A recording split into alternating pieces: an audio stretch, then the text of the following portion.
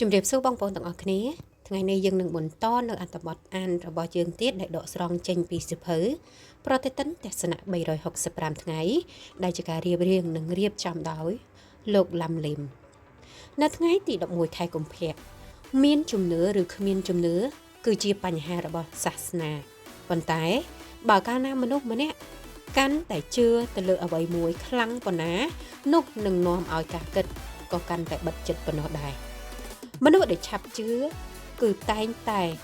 ឆាប់កំណត់នៅបញ្ហាលឿននិងឆាប់កំណត់នៅការវិនិច្ឆ័យបញ្ហាលឿនដូចគ្នាដែរហើយក៏ឆាប់តទន់ទៅរកទំនាស់នៅក្នុងខ្លួននិងក៏ឆាប់តទន់ទៅរកទំនាស់នៅក្រៅខ្លួនលឿនផងដែរមនុស្សដែលយល់ដឹងអំពីវិធីនៃការគិតពិតប្រាកដគឺមិនងាយជឿស្លង់ដោយខ្វះការពិចារណានោះទេប៉ុន្តែបើមុននឹងជឿគឺគេត្រូវគិតគូរឲ្យបានល្អិតល្អន់បំផុតគិតលើគិតក្រោមគិតស្ដាំគិតឆ្វេងគឺគ្រប់ទិសទីតែម្ដងឬក៏អាចហៅម្យ៉ាងបានទៀតថាគិត365ដឺក្រេការពិតឬសច្ចភាពមិនជាប់តាក់ទងទៅនឹងអ្វីទាំងអស់តែវាជាប់តាក់ទងទៅនឹងពេលវេលានិងស្ថានភាពជាក់ស្ដែងប៉ុណ្ណោះខុសឬត្រូវគឺអាស្រ័យទៅលើស្ថានភាពឬទីតាំងជាក់ស្ដែងយើងថាត្រូវតែបើស្ថិតនៅក្នុងស្ថានភាពឬទីតាំងខុសនោះគឺខុសយើងថាខុសប៉ុន្តែបើស្ថិតនៅក្នុងទីតាំងឬស្ថានភាពដែលត្រូវនោះគឺត្រូវទស្សនវិទូក្រិចអារីស្តូតលោកក៏បានពោលថាភាពក្រីក្រគឺជាកត្តាដែលបង្កកំណើតឲ្យកើតមាននៅក្នុងបដិវត្តន៍និងឧក្រិដ្ឋកម្មនៅថ្ងៃទី12ខែកុម្ភៈនៅក្នុងសមរភូមិសង្គ្រាមមានតែមនុស្សដែលស្លាប់ប៉ុណ្ណោះទើបអាចមើលឃើញសង្គ្រាមបង្ហូរឈាមត្រជាក់បានបញ្ចប់នៅក្នុងសង្គ្រាមគ្មានឧក្រិដ្ឋកម្មទេតែនៅក្នុងឧក្រិដ្ឋកម្មគឺប្រៀបដូចជាមួយនឹងសង្គ្រាមប្រទេសដែលគ្មានសង្គ្រាមតែមាននៅអំពើលួចឆក់ប្លន់កាប់សម្លាប់អំពើពុករលួយលៀបពណ៌ជេរប្រតិចគ្នាអសិលធម៌នៅក្នុងសង្គមក្មេងឥតគ្រប់ចាស់ទុំនិងចាស់ទុំបង្ហាញគំរូមិនល្អដល់ក្មេងគឺសង្គមនោះប្រៀបដូចជានឹងកំពុងតែធ្វើសង្គ្រាមឬក៏បង្ហូរឈាមនៅក្នុងធម្មជាតិតែងតែមានសង្គ្រាមគឺជាធម្មជាតិរបស់មនុស្សនិងសត្វហើយ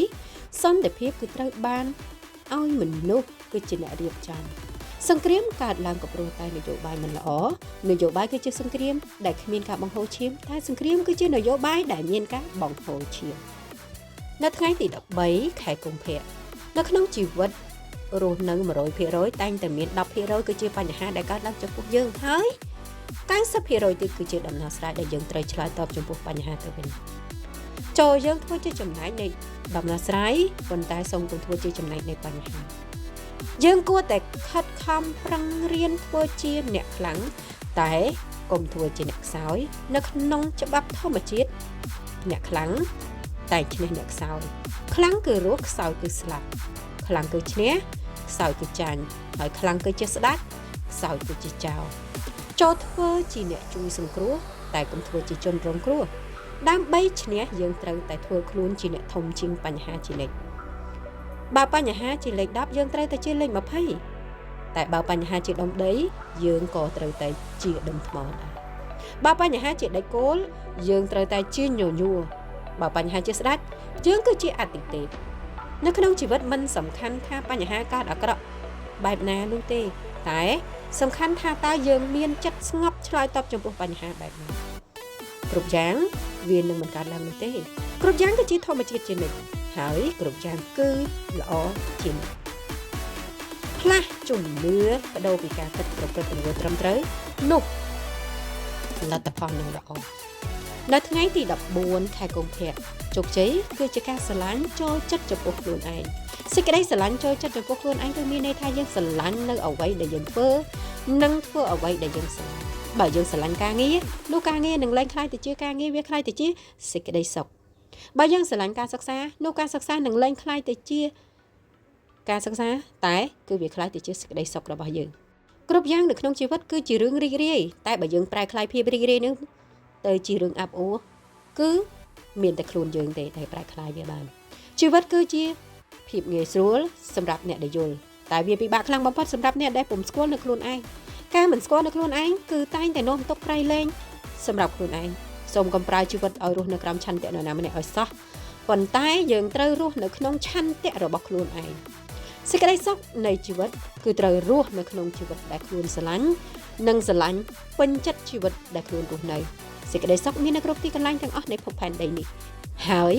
សេចក្តីសុខនៅក្នុងផែនដីនេះគឺត្រូវចេះរស់នៅពេញចិត្តចំពោះរបស់តិចតួចមនុស្សខ្លះតែងតែចង់ខ្លាចខ្លួនទៅជាអ្នកមានបាន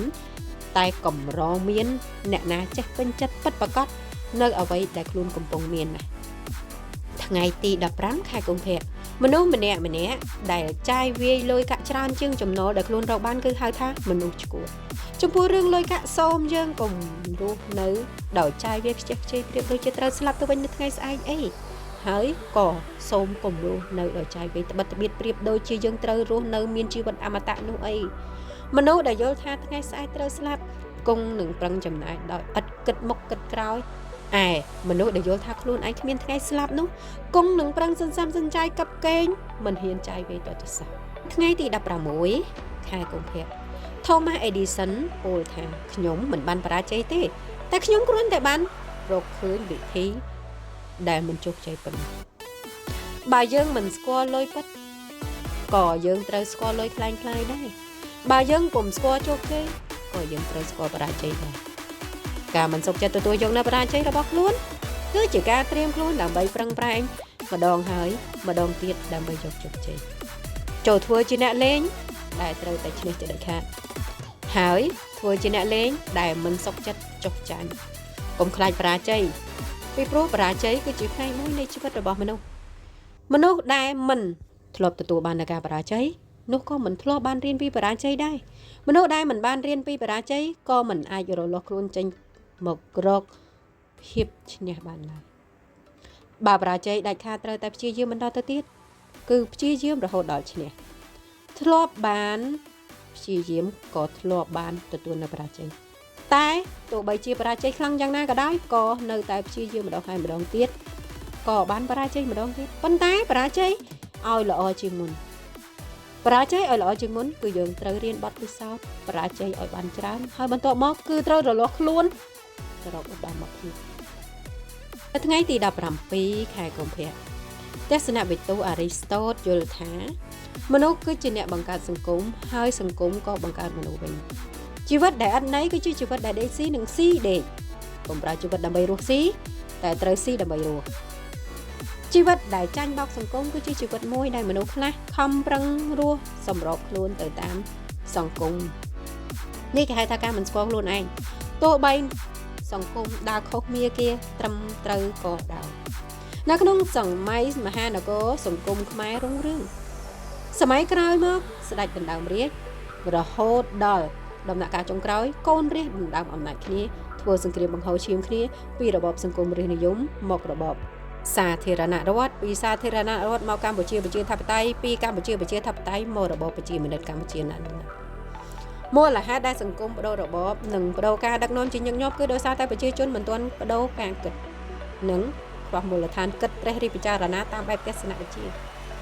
ក្រៅពីវប្បធម៌បរទេសនិងពហុវប្បធម៌ខ្មែរឈប់ស្គាល់ធាតុពិតខ្លួនឯងបាត់ព្រលឹងឈប់ស្គាល់បងប្អូនឯងលាពណ៌គ្នាឌឺដងគ្នាបញ្ចើគ្នានិងឆ្លោះប្រកែកគ្នាតាមមโนគមវិជ្ជារៀងខ្លួននៅថ្ងៃទី18ខែកុម្ភៈអំណាចនៃភាពរឹងមាំរបស់មនុស្សយើងគឺកើតចេញពីទង្វើល្អរបស់យើងហើយទង្វើល្អរបស់យើងវានឹងជំរុញចិត្តគំនិតអ្នកដទៃឲ្យធ្វើសេចក្តីល្អតាមយើងដែរចូលទុកសេចក្តីភ័យខ្លាចនៅក្នុងខ្លួនរបស់យើងសិនចុះហើយចូលចែករំលែកនៅអ្វីដែលជាកម្លាំងចិត្តរបស់យើងដល់អ្នកដទៃផងមនុស្សដែលចង់ខ្លាយខ្លួនទៅជាជនអស្ចារ្យតែធ្វើឲ្យអ្នកដទៃមានអារម្មណ៍តូចទាបជាងខ្លួនប៉ុន្តែបុគ្គលអស្ចារ្យពិតប្រាកដគឺតែងតែធ្វើខ្លួនតូចទាបជាងអ្នកដទៃហើយនឹងធ្វើឲ្យអ្នកដទៃមានអារម្មណ៍ខ្លាំងអស្ចារ្យជាងខ្លួននៅថ្ងៃទី19ខែកុម្ភៈសូមកុំជឿដោយសារតែអ្នកបានអានពីសៀវភៅណាហើយក៏សូមកុំជឿដោយសារតែអ្នកណាម្នាក់និយាយនិងសូមកុំជឿដោយសារតែខ្ញុំនិយាយតែសូមជឿដោយហេតុផលនិងជឿដោយសុភវិនិច្ឆ័យសេចក្តីពិតមិនជាប់ទាក់ទងនឹងសម្ដីឬ មិនជាប់តាក់ទងទៅនឹងគំនិតរបស់នរណាម្នាក់ឬមិនជាប់តាក់ទងទៅនឹងការពិសោធន៍របស់នរណាម្នាក់នោះឡើយប៉ុន្តែសេចក្តីពិតតែងតែស្ថិតនៅនឹងខ្លួនមនុស្សរៀងៗខ្លួនហើយវាជាប់តាក់ទងទៅនឹងបុគ្គលខ្លួនឯងតែម្នាក់គត់នៅលើโลกនេះមានសេចក្តីពិតមួយគត់គឺសេចក្តីពិតសម្រាប់តែខ្លួនយើងមនុស្សយើងនាំគ្នាបង្កើតនៅសេចក្តីពិតផ្សេងៗគ្នាដោយខ្លួនឯងទៅលើโลกនេះមានសាសនាតែមួយគត់គឺសាសនានៃសេចក្តីស្រឡាញ់ប៉ុន្តែមនុស្សយើងនាំគ្នាជឿលើសាសនាផ្សេងៗដែលមានការរើសអើងនិងខ្វះចិត្តសប្បុរសធម៌នៅថ្ងៃទី20ខែកុម្ភៈនៅពីក្រោយមិត្តភាពមនុស្សខ្លួនឯងតែងតែមានការតាក់ទាញនៅប្រយោជន៍ដើម្បីខ្លួនឯងហើយបើទំនាក់ទំនងមិនមានប្រយោជន៍នោះទេ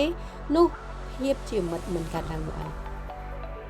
ទស្សនៈជនជាតិចិនម្នាក់យល់ថាបង្កើតមិត្តគឺមានន័យថាស្មើនឹងបង្កើតប្រយោជន៍ឬក៏មានមិត្តស្មើនឹងមានលុយ